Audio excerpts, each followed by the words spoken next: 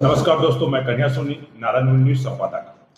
कोरबा बाल्को में मजदूरों की समस्याओं को लेकर बाल्को प्रबंधक के खिलाफ जनता कांग्रेस 13 मार्च को एक बड़ा आंदोलन धरना प्रदर्शन करने वाली है, जिसमें जनता कांग्रेस के सुप्रीमो अमित जोगी जी भी शामिल होने वाले हैं। उसी बारे में एक योजनाएं बन रही है, जिनके लिए जनता कांग्रेस के प्रदेश महामंत्री नीलेश जी हमारे बीच उपस्थित है। हम उनसे जानना चाहेंगे कि वो क्या क्या 13 मार्च को होने वाला है, मजदूरों की क्या बड़ी समस्या है जिनके बारे में वो यहाँ करने वाले हैं। तो अगला सवाल हमारे नीलेश भैया, 13 मार्च को मजदूरों के लिए आप वहां पर धरना प्रदर्शन करने वाले हैं, ऐसे हमें जानकारी मिली है। तो वो क्या तैयारी हो रही है वहां पर? मैं आपको बता दूं कि पिछले महीने 13 जनवरी के अमित जोगी जी यहाँ आए थे, जी। जब उन्होंने मजदूरों के समस्याओं को लेकर बाल्को में धरना प्रदर्शन दिया था और उन्होंने यह वार्निंग दी थी कि अगर इन समस्याओं का समाधान नहीं होगा जी।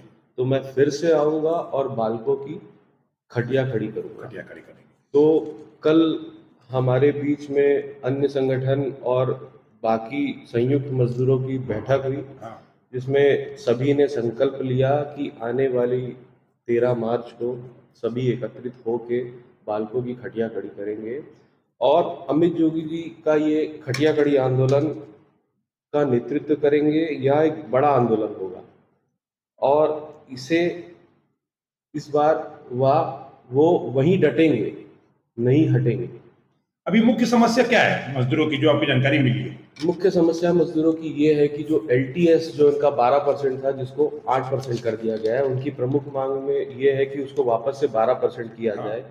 और उनकी एक बात यह निकल कर आई है कि जो उनकी ड्यूटी टाइमिंग में जो पंचिंग होती है ड्यूटी की जी। तो उसमें अगर 1 सेकंड भी अगर उनकी देरी हो जाए तो उनका आधे घंटे की पगार काट लेते हैं। मजदूरों का ये कहना है। तो माने धरना प्रदर्शन होगा? विशाल धरना प्रदर्शन होगा और वहीं अमित जोगी जी मजदूरों के साथ वहीं डटे रहेंगे जब तक उनकी मांग पूरी नहीं हो जाती। माने मौका देने ही नहीं हमको, जो समस्या वहीं पर होगी। जो होना है वो वहीं होगा, मौका बिल्कुल नहीं दिया जाएगा। मौका दे दिया गया जी।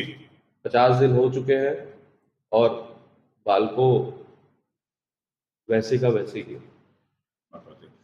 और ये खाली मजदूरों की समस्या के लिए है कि बाल्को में और जैसे प्रदूषण भी बहुत कर रहा है, प्रदूषण को भी लेकर और कई चीज समस्या बाल्को द्वारा की जा रही है, कई दुकानदारों को भी वहां तोड़ा जा रहा है, सुनने में आ रहे हैं खाली करवाने के नाम से।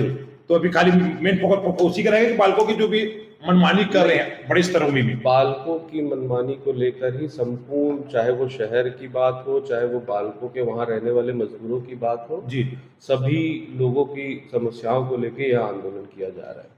और कुछ लोग बोल रहे हैं कि जनता कांग्रेस राजनीति कर रही है, उसके बारे में क्या बोलना चाहेंगे आप? नहीं, राजनीति क्या कर रही है जनता कांग्रेस? ये तो आप खुद देखेंगे कि जनता कांग्रेस राजनीति कर रहे हैं या वहां के मजदूर हमारे साथ है। हम तो मजदूर के पीछे हैं जी। मजदूर आगे रहेंगे और अमित जोगी जी उनके पीछे रहेंगे, उनकी आवाज को बुलंद करेंगे बाल्को के खिलाफ। जी। अगर नहीं मानेंगे तो क्या करेंगे? बाल्को प्रबंधक मान लो किसी कारणवश नहीं मानता आप लोगों शर्तों को? नहीं, वो तो मानना ही पड़ेगा। जब तक वो मानेंगे नहीं तब तक हम वहीं डटे रहेंगे, हम हटेंगे नहीं। हटनेंगे नहीं। हाँ। जब तक समस्या का समाधान नहीं होगा, नीलेश भाई का कहना है कि वो मैदान में डटे रहेंगे और मजदूरों की हर हाल में समस्याओं को प्राप्त करने रहेंगे ना। और कोरबा और लोगों को और क्या संदेश देना चाहते हैं आप? मैं लोगों को यही संदेश देना चाहता हूँ कि 13 मार्च को अमित जोगी जी का आगमन बाल्को हो रहा है और कल हमारे बीच जितने एटक के हो गए और मुक्ति मोर्चा के हो गए और अन्य मजदूर लीडर हमारे साथ थे और उन्होंने सबने मिलकर इस आंदोलन को साथ देने का वादा किया है। और मेरा भी आपसे ये है कि ज़्यादा से ज़्यादा संख्या में बाल्को 13 मार्च को बाल्को में 12 बजे पहुंचे और मजदूरों की जो मांग है उसके खिलाफ हमारे साथ साथ कंधे से कंधा मिलाकर चले। अमित जोगी जी कब तक आएंगे यहाँ? अमित जोगी जी 12 तारीख की रात के यहाँ पहुंच जाएंगे और सुबह 12 बजे वहां पे बालकों में मजदूर के साथ रहेंगे। तो आप अभी यहाँ रुकेंगे कि आप वापस चल देंगे? नहीं, मेरा अभी तो यहाँ पे जो बाल लीडर हैं और अन्य दल के लोग हैं उनके साथ में मेरी बैठक रहेगी। मैं अभी यहीं रहूंगा कार्यक्रम की तैयारी को लेकर। नीरज जी ने कहा कि वे तैयारी में भी पूरे बड़े स्तर में कर रहे हैं और हजारों की संख्या में मजदूरों की संख्या, इनके जनता कांग्रेस के नेताएं सब वहां उपस्थित रहेंगे और जब तक समस्या का समाधान नहीं होगा ये डटे रहेंगे और जो वहां पर होगा उसको भी हम आप लोग को लाइव दिखाएंगे और आप लोग बने रहिए नानू में।